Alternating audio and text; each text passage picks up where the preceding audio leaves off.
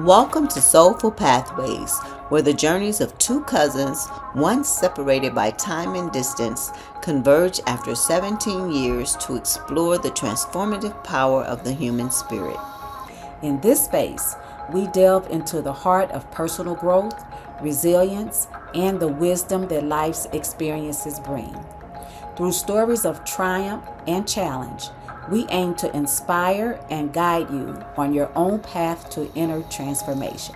So sit back, relax, and join us on this enlightening journey, one soul-stirring conversation at a time.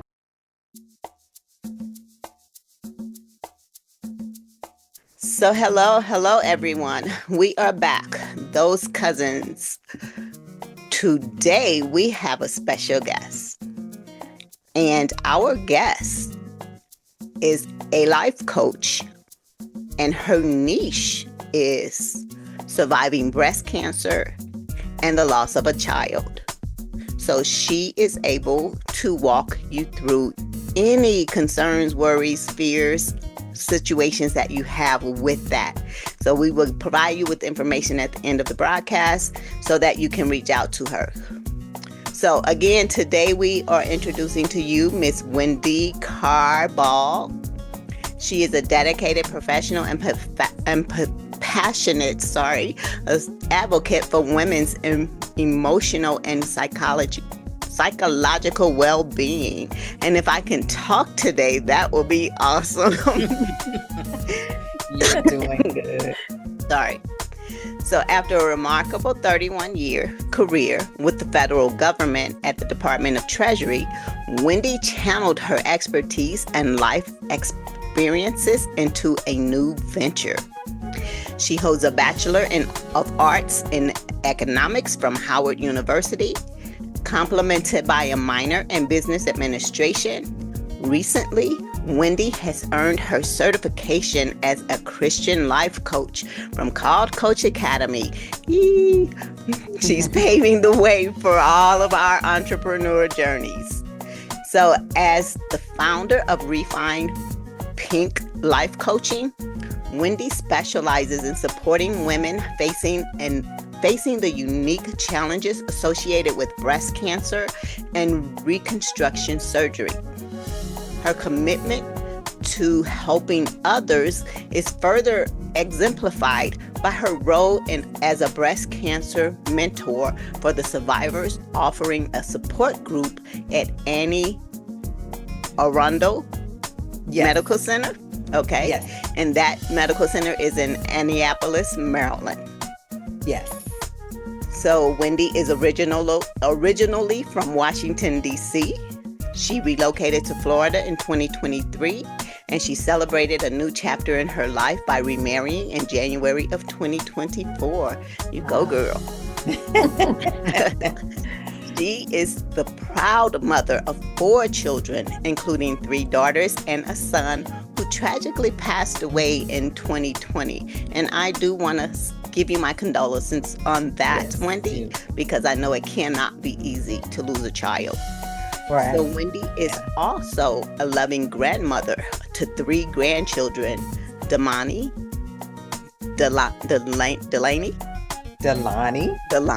okay, and Deja. Yes.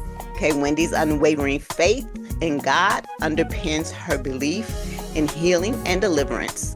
She embraces the notion that individuals are captains of their own ship. We've said that many times. With the power to steer their lives' destiny. Guided by the Serenity Prayer and inspired by Philippians 4:13, I can do all things through Christ who strengthens me. That's one of my favorite too. Wendy empowers those around her to trust in their journey. We say that all the time too. So an extension of her mission is Refined Pink Sister to Sister, and specializes within a Refined Pink life coaching that focuses on helping women who have not undergone mastectomies. And Wendy provides support for those navigating the challenges of surviving breast cancer and the grief of losing a child. So through personalized coaching sessions, she offers tailored tools and strategies designed to empower the woman to reclaim their lives, make confident decisions, and ultimately live fulfilling lives. So once again, to introduce to you, Miss Wendy Carr Ball. How are you today, ma'am? How are you, Coach Rhoda? And thank you for that phenomenal introduction. That was wonderful. And thank you so much for inviting me to speak. It is my pleasure, and I do appreciate it. Thank you so much. You are so welcome. As we said before, it is our pleasure to have you speaking to our audience today. So we are going to get started with you, girlfriend, and we're going to start with some questions for you. So we're just going to skip around with some questions. Okay. You answer them, and we'll give you 3 minutes on each question, okay? All righty. But before you start, I just want to jump in really quickly. And first, I just want to say again, welcome and thank you. And also, I really like this name, Refined Pink. Thank you. It kind of reminds me of something that I said to someone this morning, and it said that things from my past don't define me, but they refine me. Yeah. And so when I saw that, I'm like, wow, I really like that. So, and again, welcome. Awesome. Thank you so much. Okay. Cousin Winter, you can go on with your question for Miss Carr Ball. Okay. So, one of the questions, the first thing I kind of thought about, when I looked at your bio, what came to me from, I guess, a biblical standpoint was, I just wanted to know, did you become angry with God when you received your diagnosis? And that's a good question. When I did receive the diagnosis, I was not angry with God. Okay. I was trying to pretty much grasp everything that was going on. It was just a whirlwind. I was sitting at my desk, working from home, had my mammogram, and pretty much phone rang. It was Anne Arundel Medical Center. I said, okay, that has to be about my results. When she told me about my results, I was frozen. And basically everything that I went through, I was just trying to grasp. So I wasn't mad at God. I was just trying to really get a grasp of what was going on. But I prayed to God because I have a strong faith in God. So I prayed to God, but never was mad. Okay. Never was mad. Okay, because I've heard so many people, they say that their first reaction, they have that anger because they're like, why me? Right. So, yes. Right. No. So to throw that same question back at you, Wendy, and you answered it for being diagnosed with the breast cancer. What about when you received the news about your son? Same cycle. Whirlwind. My life was torn upside down, and I was just trying to grasp. Never was mad with God, but trying to just navigate of what was going on. Like, I can't believe this. Yeah. So after I kind of came to grips of what was going on, I prayed to God. Because I have a strong faith in God, and I prayed to God of, Lord, I'm going through a hard time. Yeah. And I know you will get me through this. But never was angry with God, even to this day. Amen. Never question. Amen. Okay. So question that I have is, what are some of the common challenges that women face during the diagnosis and the treatment through breast cancer? I believe some of the challenges is getting back to normalcy. A lot of women, they're trying to figure out what their life would be like after the reconstruction, what their life would be like. what their future would be like, how they go back into society after getting their body reconstructed with a new breast or lumpectomy or mastectomy. So a lot of times I believe it's the return and how to return to normalcy, to get back into back to their normal self. Also, a lot of times women have that fear and anxiety, which I had trying to get a grips, if you will, of what's going on. And basically, even with the diagnosis, they don't know the ins and outs. They may talk to their doctor, but it's a lot of fear of the unknown. And a lot of women, even with today, a lot of them may be concerned about financial concerns. Some women don't have the proper insurance.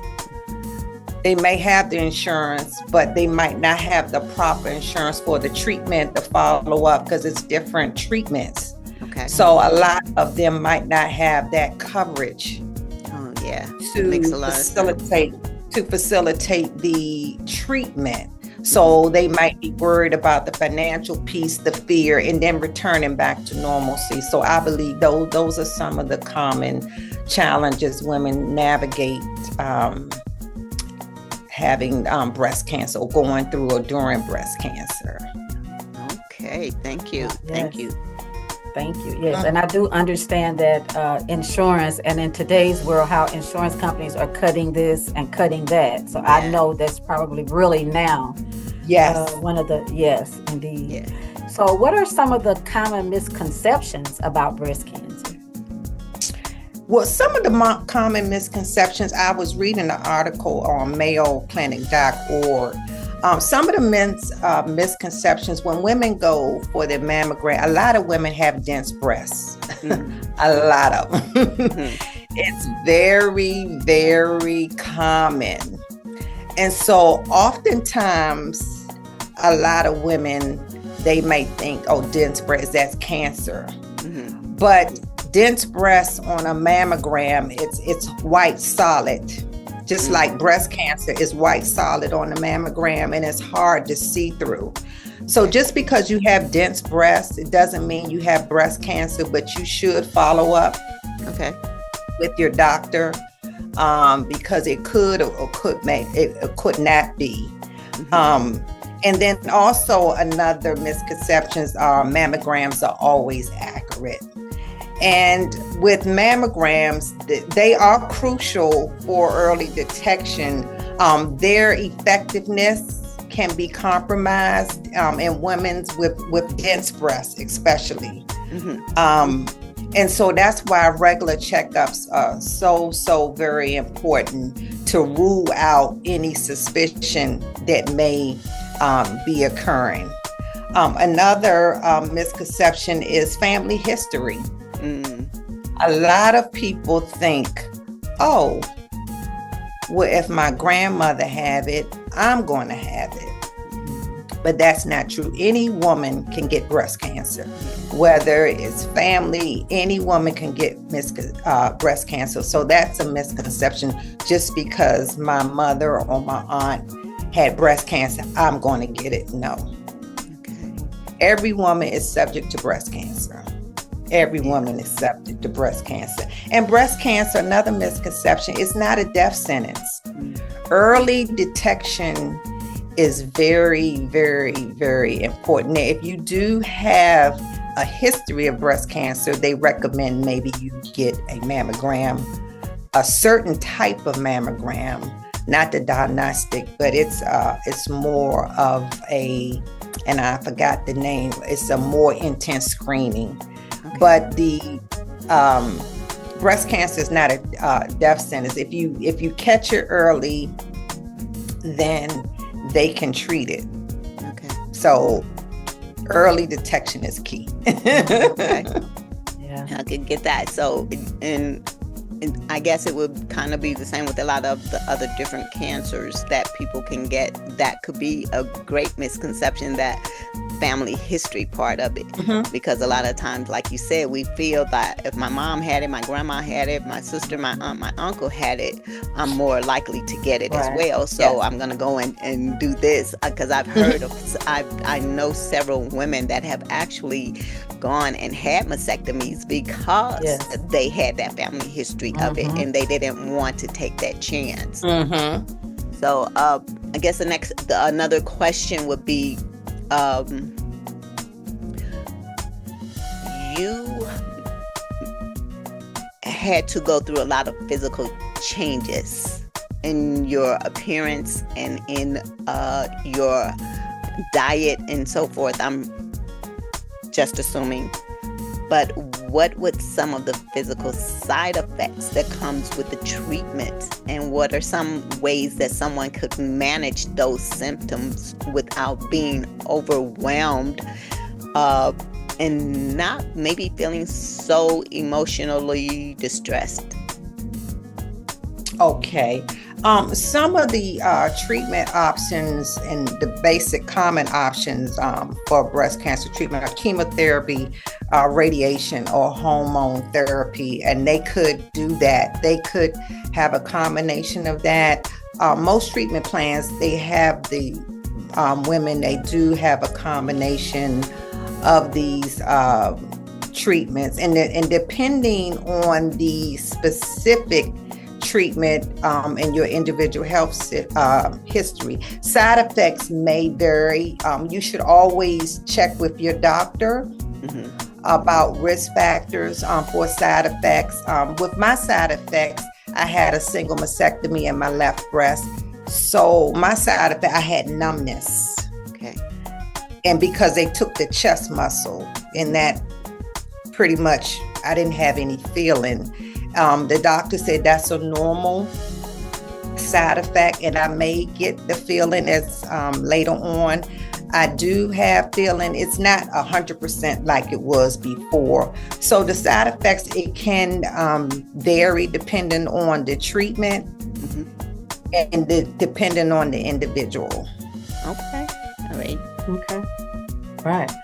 Okay. So I know you are a strong believer. So I guess I want to know, how much did your faith play a part in you dealing with the diagnosis and the treatment? Because I know some people may not have as much faith.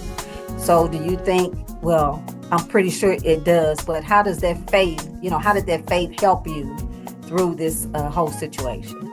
Oh my goodness. Oh my goodness. My faith was a shred. And sometimes God really tests you. You think you have the faith until a situation happens. I always thought I had faith, but my faith was tested. And believe me, it was hanging on by the shred. When I say shred, I mean shred. And I'm a strong believer in God, but God tested my faith. But through perseverance, knowing who God was, knowing what He's done for me before, He would do it again. I had to pray, and I had to believe, and I had to push through, no matter looking at the physical, because the physical was the physical, and it was true. But I had to move beyond and know God was going to move the way I know He always did. So that faith was crucial. I'm a saved believer, and I thank God for saving me and bringing me up in a Christian home that I could on my own build my faith and know who Jesus Christ was, because without Him going through this, it wouldn't have been pretty for me. Right. Yeah, I understand. Yes. Yes, and for women going through any type of trauma, I would imagine and would hope that if they are not strong believers in Christ, that they would turn to Him, because it's really important, especially when you don't have a strong support system outside of Him. Yes, absolutely. So, I totally understand. So you mentioned losing your son in the bio, and we kind of talked about that a minute ago. So what advice would you have for someone who is struggling with coming to peace and being and beginning to be able to I guess live life to the fullness after losing a child and struggling through the breast cancer as you has. What advice do you have for our listeners today? What I would recommend a mom that has lost a child, seek counseling. There's many resources. There's GriefShare. GriefShare.org is an organization who caters to grieving moms or anyone who has lost a loved one. You can go on and see if a local GriefShare is in your state, city, or state. So I would seek counseling. And again, I would seek prayer. To help you navigate. And I'm not sure where everyone is in their faith, but I would meditate. I would definitely meditate to help. And then I would surround myself with a community of people to help me through it, because grieving is just not a one day situation. It gets better. You'll be able to manage it as time goes on. But if you have good counseling, that's good, because you have a camaraderie of people to support you and to help you. And then also what I did is remember your child with happy things, maybe the hobbies that they like to do, their birthdays, do something that they like to do. Maybe walking, hobbies, traveling, cook their favorite food. My son loved my cooking, mac and cheese. So I always cook. And that makes me feel good. That makes me really feel good. So do something that your loved one likes. And your loved one is there, your child is there with you, and they will want you to move on. So those are some of the suggestions that I feel that would help a mom that's navigating through that difficult time, losing her child. Good advice. Yes. Okay, so I understand, that you are a coach, and then we have Coach Rhoda. So how can life coaching benefit somebody that's going through a difficult transition? Life coaching can benefit because basically it gives them the tools, the methodology, the strategy to use to navigate through situations they're not able to. Life coaching helps them communicate what they cannot communicate themselves. Some people don't know what's wrong with them. Yeah. They know something's going on, but they don't know what's wrong. So life coaching helps them communicate what they cannot communicate using that methodology and application to work them through the process to move over to the next side or life that really enhances them to get to a quality of life that they need to be, one that their loved one would want them to actually have, because their loved one would want them to be happy. And with Refined Pink Life Coaching, I have a spiritual mind. Coaching is based on a spiritual framework, partnership, collaboration, and trust. So with those principles, we can collaborate together, we can set goals, and we can help someone navigate using that process to get through that other side where their loved one would want them to be. So life coaching is very beneficial in that aspect. All right. Thank you. Miss Wendy Carr. It has been amazing having you as our guest today. And like she said here in the end, life coaching is it's a very beneficial process for anybody going through any type of drama. Even if you're not going through a trauma, even if you just need to get yourself reorganized, your mindset has a lot to do with everything that you Absolutely. do. because if your mind is not in the right place, then there are going to be difficulties. There are going to be hurdles that you're going to have to get over. And we as life coaches, we do support you. And like she said, we pull the root cause of those problems that you are having, that are holding you back, that are keeping you from doing these different things that you want to set goals on and you would like to reach and achieve. We help you pull out the root causes that are holding you back from achieving those goals that you have in life. So breast cancer, a loss of a child, that is major. And Wendy, you've done a great job today giving our audience different types of information on that. Yes. So how can our audience get in touch with you if they want to come and be coached by Coach Wendy on the trauma after surviving a loss of a child and breast cancer? Absolutely. They can contact me on Facebook. My Facebook page is Refined Pink Life Coaching. And I have a website, and that is in the actual, on the page as well. But I can get that to you. But they can reach me, once they reach me on Facebook, my website is connected on my page there, and it's at Refined Pink Life Coaching.